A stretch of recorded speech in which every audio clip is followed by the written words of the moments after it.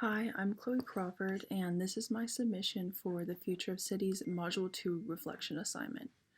This set of readings and other media were particularly interesting to me. I really enjoyed watching the Future of Cities YouTube video that talked a lot about all sorts of projects and ways that people were designing cities to be more sustainable in their infrastructure. This video posed the question, is future urbanization a good or bad thing?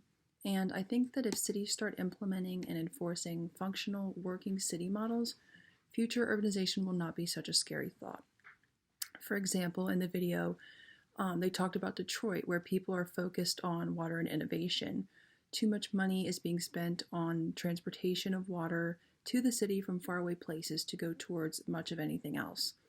In fact, Detroit specifically is spending more on water than the federal government is spending on anything, minus the post office and the army, which is simply incomprehensible to me.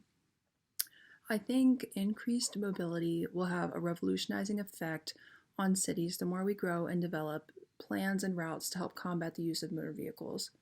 Many cities are doing away with roads and instead implementing beaches, as seen in Paris, and other alternate routes for bikes and walking paths in places like Singapore.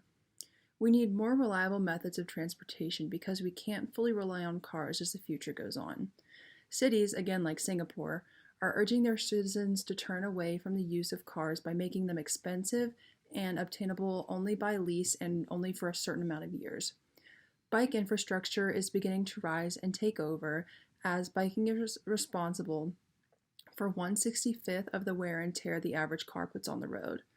As far as models go, the Concentric Zone model that was presented in the How Are Cities Organized video was not a new concept for me to understand.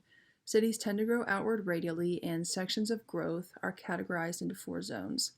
The first zone is the zone of transition, the second zone is the zone of independent workers, the third zone is the zone of commuters, and the fourth zone is the rural-urban fringe, otherwise known as the outskirts, where wealthy people live.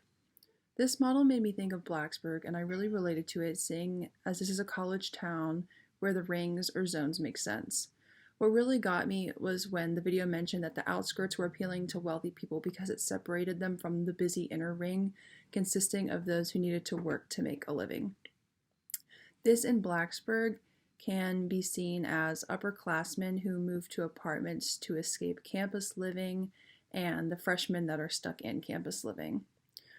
All in all, I think that the future of cities is very bright so long as we remain committed to change and focus our efforts on making sure change continues to happen.